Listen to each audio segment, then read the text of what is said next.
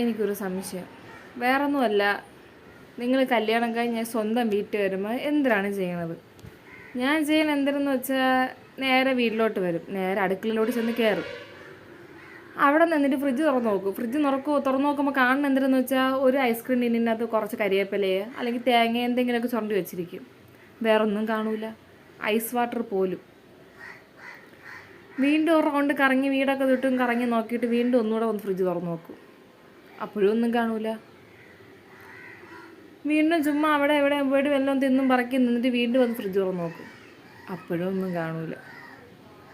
ഇതിങ്ങനെ ലൂപ്പ് പോലെ ഞാൻ തിരിച്ച് അങ്ങ് ഭർത്താവിൻ്റെ വീട്ടിൽ പോണവരിങ്ങനെ നടന്നിട്ടേയിരിക്കും.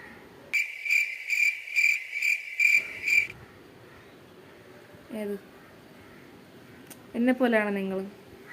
ഞാൻ സൈക്കോ ഒന്നും അല്ല കേട്ടോ, പക്ഷെ എന്താണെന്ന് ഈ ഫ്രിഡ്ജിൻ്റെ അകത്ത് എന്തോ